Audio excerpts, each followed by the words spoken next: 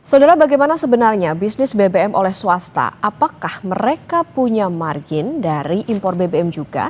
Apakah masyarakat memang berpindah ke swasta karena trust issue? Kompas Bisnis akan tanya ke Ekonom Energi Universitas Gadjah Mada, Fahmi Radi. Selamat pagi, Pak Fahmi. Kami juga ingin disclaimer dulu, saudara, karena kami juga sudah menghubungi pihak Kementerian SDM untuk bergabung dalam dialog pagi hari ini dan juga tetapi belum ada konfirmasi lebih lanjut. Kami coba menghubungi ke Pak Fahmi kembali. Pak Fahmi, selamat pagi. Pagi, Okta. Pak Fahmi, kurangnya rasa percaya warga atas kasus kemarin. Ini juga ada yang bilang kualitasnya BBM swasta ini lebih bagus, di motor lebih irit. Ini adalah suara konsumen BBM swasta yang Kompas TV wawancara. Jadi di samping stok BBM bensin swasta yang kosong, kami tangkap nih sepertinya ada trust issue terhadap SPBU yang stoknya tidak kosong. Benarkah rasa kurang percaya ini, Pak Fahmi, membuat BBM swasta ini lebih dicari? Iya, jadi SPBU swasta itu kan hanya beberapa jumlahnya itu ya, dan dikepung oleh SPBU Pertamina itu ya, dalam jumlah yang jauh lebih besar. Nah, untuk bisa menarik konsumen itu ya, maka yang dilakukan oleh SPBU asing atau swasta tadi adalah menjaga kualitas dari produknya, dari bensinnya dia. Dan juga yang kedua adalah mempertahankan services itu. Nah, dengan dua strategi itu, maka sesungguhnya banyak juga konsumen yang tertarik dan kemudian berpindah ke SPBU swasta itu ya. Apalagi peristiwa sebelumnya pada saat kasus dari Patraniaga itu ya, di mana ada isu bahwa Pertamina itu menjual Pertamax rasa Pertalite gitu ya, itu jumlah yang pindah ke SPBU swasta itu jumlahnya cukup besar dan kemudian dia menjadi loyal customer tadi. Nah, kalau kemudian SPBU swasta itu kehabisan stok, maka konsumen itu menunggu-nunggu gitu. Untuk kembali ke Pertamina barangkali betul juga kurang percaya diri juga itu ya. Karena kualitasnya barangkali menurut mereka lebih rendah gitu ya. Dan kadang-kadang harganya lebih tinggi juga. Itu, Okta. Oke, artinya dengan harga yang bersaing, masyarakat juga banyak yang menjadi loyal customer karena tadi lebih ke kualitas dan juga soal bagaimana pelayanan. Kemudian juga tadi bisa dikatakan ada trust issue di sana. Pak Fahmi, kuota impor BBM swasta ini kan ditambah sampai bahkan 110%. Lalu kenapa bisa tetap langka saat ini? Saya kira permasalahannya bukan ditambah atau tidak gitu ya. Tambah 10% atau tidak gitu ya. Tetapi sesungguhnya karena ada aturan dari Kementerian SDM yang mengubah periodisasi gitu ya, waktu impor tadi. Kalau sebelumnya SPBU swasta itu diberi waktu 1 tahun untuk mengimpor BBM tadi gitu ya. Nah, kemudian ada aturan mengubah menjadi 6 bulan. Nah, perubahan jadi 6 bulan ini 3 bulan dievaluasi, kemudian mengajukan lagi izin. Kita tahu bahwa proses perizinan di Indonesia ini sangat lambat gitu ya. Nah, sehingga ini take time itu, sehingga mengurangi BBM yang ada di SPBU swasta gitu ya. Bahkan dengan pengubahan tadi dari 1 tahun menjadi 6 bulan, saya mengatakan itu sesungguhnya pemangkasan kuota sehingga menjadi lebih kecil dan karena penjualannya cukup lancar gitu ya, maka dalam waktu singkat itu sudah langka dan untuk itu dia harus mengajukan izin lagi dan butuh waktu gitu ya. Itu yang menyebabkan gitu ya kelangkaan sampai sekarang tidak ada solusinya. Bahkan kalau benar ditambah kuota 10% itu juga bukan solusinya. Solusinya kembalikan periode waktu impornya kembali dalam 1 tahun sehingga ada keleluasaan gitu ya bagi SPBU swasta untuk mengadakan BBM tadi. Apalagi yang dilakukan oleh SPBU swasta, itu kan dia dari beberapa sumber gitu ya. Dia menyusun semacam portofolio untuk mendapatkan harga BBM yang paling murah gitu ya. Termasuk misalnya sel, ya dia pasti akan beli dari atau sebagian beli dari sumurnya sel kan. Kalau kemudian dipaksa harus membeli dari Pertamina, nah ini saya kira akan sangat merugikan, tidak hanya langka tetapi juga potensi harganya lebih mahal gitu, Okta. Oke, jadi memang tadi ada dugaan pemangkasan kuota, kemudian juga birokrasi yang berbelit ini yang tentu bisa menyulitkan Yes. pihak BBM swasta. Nah, Pak Fahmi, tapi sebetulnya swasta itu dapat margin keuntungan nggak sih dari impor? Kalau iya, apakah margin mereka ini bisa terganggu kalau belinya jadi tadi ke Pertamina? Nah, tadi saya katakan gitu ya, margin di SPBU itu kan termasuk yang kecil gitu ya, termasuk yang kecil. Maka yang dilakukan oleh SPBU swasta khususnya, pertama melakukan efisiensi. Nah, kemudian yang kedua adalah melakukan portofolio. Jadi pengadaan BBM tadi tidak hanya di satu sumber gitu ya, tapi dia menggunakan portofolio dari beberapa sumber, bisa dari Singapura, dari negara-negara Arab, atau juga dari sumurnya sel sendiri. Nah, dengan portofolio semacam itu, maka dia akan memperoleh harga pokok impornya itu bisa lebih murah. Nah, disitulah kemudian em, dia akan memperoleh tambahan margin gitu ya. Kalau margin dari penjualan itu sekali lagi itu kecil gitu ya. Oleh karena itu harus ditopang dari strategi untuk pengadaan, strategi untuk logistik, strategi untuk transportasi, strategi untuk portofolio itu dilakukan dengan baik oleh SPBU swasta gitu ya. Nah, kalau kemudian ada aturan memaksa mereka membeli dari Pertamina, saya jamin harganya pasti lebih mahal. Oke. Nah, kalau harganya lebih mahal, maka operation cost-nya SPB swasta nanti lama-lama akan meningkat dan ada kemungkinan dia akan akan rugi gitu ya. Ya. Nah, kalau sudah rugi, maka langkah berikutnya ya dia akan hengkang dari Indonesia. Nah, ini nanti akan berpengaruh gitu ya terhadap iklim investasi Indonesia jadi tidak kondusif gitu ya. Dan ini akan mempengaruhi tidak hanya di bisnis migas, tapi juga bisnis yang lain dan akhirnya ini akan mempengaruhi juga target pertumbuhan ekonomi yang ditargetkan 8%. Kali ini yang jadi menteri siapa gitu loh. Itu Mbak Okta. Oke, Pak Fahmi, begini, tadi kalau dikatakan misalnya kalau dari 1 tahun jadi 6 bulan, ini kan nggak ideal gitu, bisa dikatakan demikian. Akhirnya bisa berdampak pada bagaimana stok BBM swasta di pasar. Lantas proses pengajuan izin sampai bisa BBM-nya datang itu sebetulnya idealnya berarti berapa lama Pak Fahmi? Nah, tadi saya katakan dalam 6 bulan itu kan 3 bulan dievaluasi. Ya. Ini kan take time itu ya, mungkin butuh 1 bulan itu ya. Kemudian proses perizinan tidak hanya di satu tempat itu ya.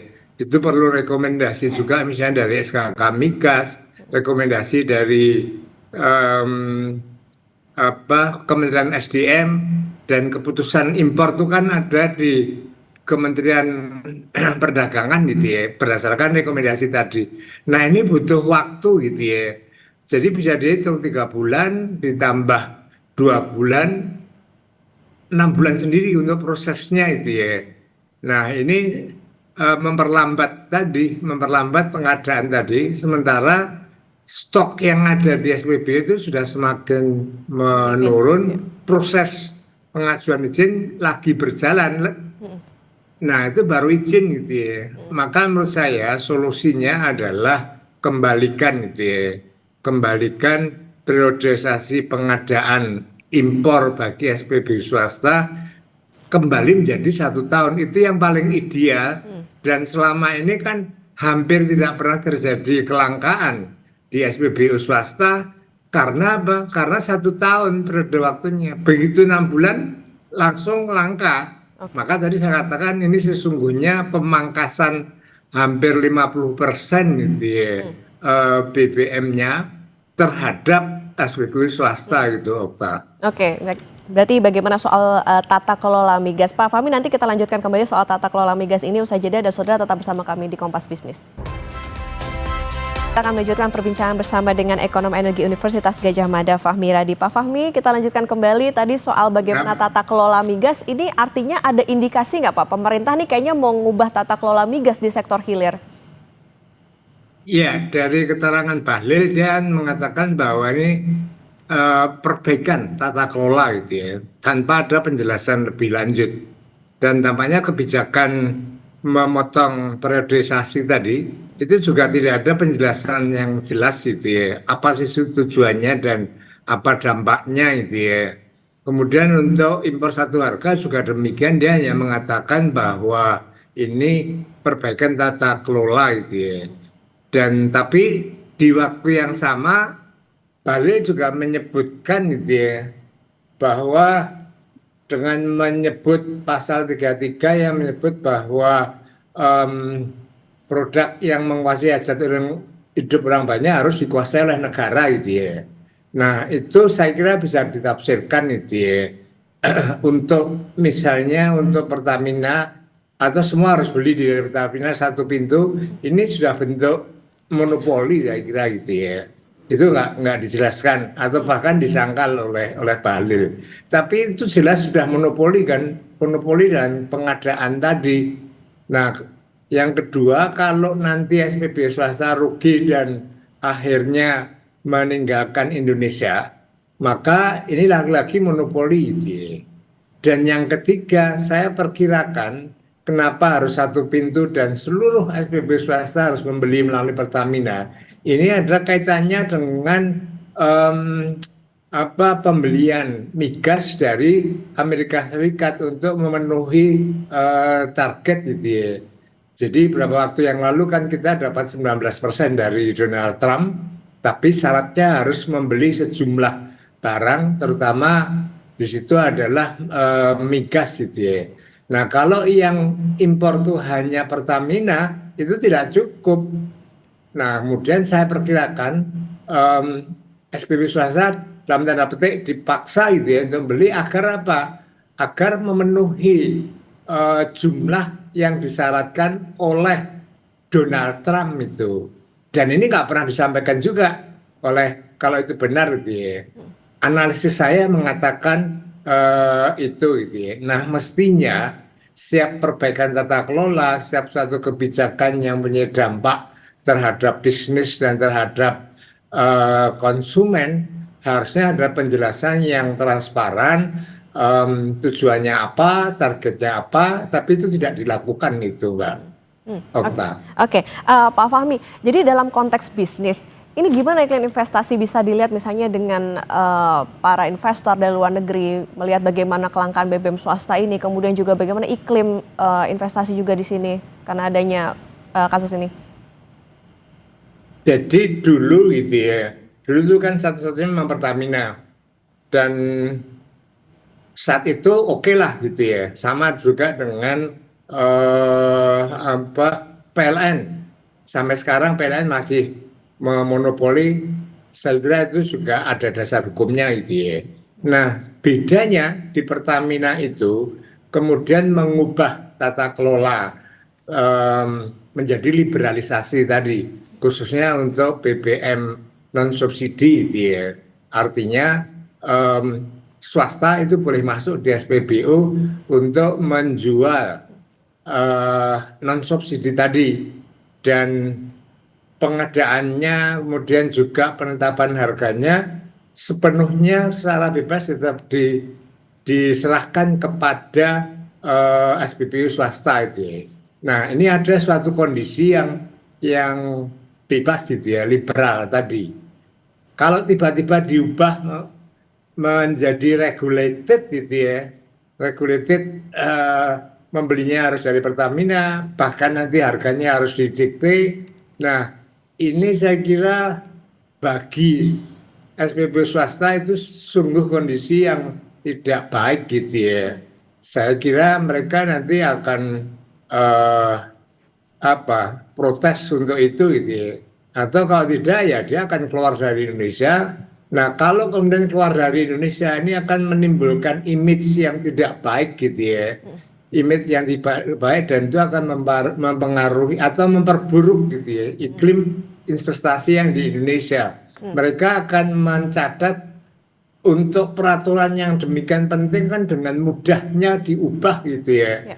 Nah, sehingga ini tidak menarik investasi di Indonesia tadi, tidak hanya di sektor gas, gitu ya, migas, tapi karena image yang terbentuk tadi, maka iklim investasi di sektor bisnis yang lain itu juga akan terpengaruh, sehingga investasi yang diharapkan masuk ke Indonesia ini akan terganggu, gitu ya, akan terhambat.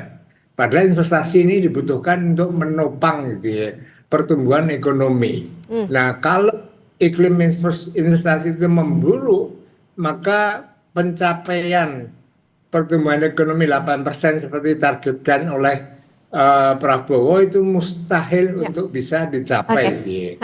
Nah, Pak Fahmi itu kan kalau secara investasi, nah ini bisa memicu gejolak sosial tidak Pak Fahmi? Singkat saja. Nah, saya kira sekarang aja gitu ya, loyal customer-nya SPB swasta itu akan menunggu-nunggu dan sangat kecewa itu ya. Kalau kemudian itu terjadi serentak di seluruh Indonesia, maka ini akan, saya juga khawatir menimbulkan gejolak sosial yang itu juga tidak baik gitu ya bagi stabilitas ekonomi dan politik di Indonesia itu. Maka sebelum itu terjadi, maka saya berharap Bahlil itu sadar gitu ya. Kemudian untuk mengembalikan, yang pertama mengembalikan periodisasi untuk SPB swasta itu 1 tahun dalam pengadaan. Kemudian yang kedua, batalkan kebijakan impor BBM 1 pintu. Itu, Okta. Oke, berarti tambah kuota impor ini bukan solusi, tentu tata kelola juga harus diperhatikan bagaimana catatannya tadi soal bagaimana keberlanjutan investasi, serapan tenaga kerja juga pasti akan berpengaruh, kemudian juga gejolak sosial, dan juga pemerintah juga harus memperhatikan bagaimana persaingan yang sehat antara BBM punyanya swasta dengan punya pemerintah. Terima kasih, Ekonom Energi Universitas Gadjah Mada. Ya, Pak izin sudah terbatas dengan durasi, Pak Fahmi, kami mohon izin. Terima kasih Pak Fahmi Radi, Ekonom Energi Universitas Gadjah Mada sudah bersama di Kompas Bisnis. Sehat selalu Pak Fahmi. Makasih Mbak Okta, selamat siang.